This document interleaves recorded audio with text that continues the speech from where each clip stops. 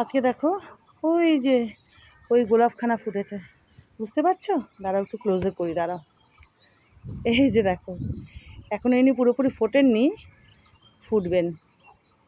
এই যে উনি দুদিনে বেশ বড় হয়ে যাবেন। দাঁড়াও এদিক দিয়ে দেখাই তোমাদেরকে। আর এই যে ইনিও কিন্তু আর একটু পরে বেশ বড় সড়ো হয়ে প্রস্ফুটিত হয়ে যাবেন। প্রস্ফুটিত বুঝেছো? এই যে দেখো, বুঝলে? চলো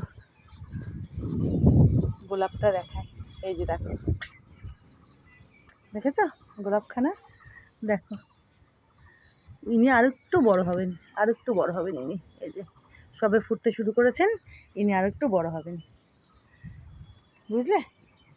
আরও অনেক কুড়ি আছে, গাছ ভরে কুড়ি, গাছ ভরে কুড়ি আছে। যে দেখো অনেক অনেক কুড়ি আছে এদিকে, তারপরে এই যে এদিকে, মানে লুকিয়ে লুকিয়ে পাতার আর ডালের আড়ালে আড়ালে।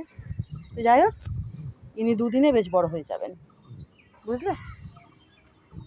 আর গাঁদা দেখো, দেখেছো? আর বক ফুলেও দেখো, তোমাদের বলেছিলাম না এই বক ফুল গাছখানা ভরে বক ফুল ধরবে। দেখো বক ফুলের কুড়ি দেখো, প্রচুর প্রচুর কুড়ি। এই যে দাঁড়াও, এই যে দেখো, এই যে ভর্তি ভর্তি, ভেতরে ভেতরে আরও আছে, আরও আছে।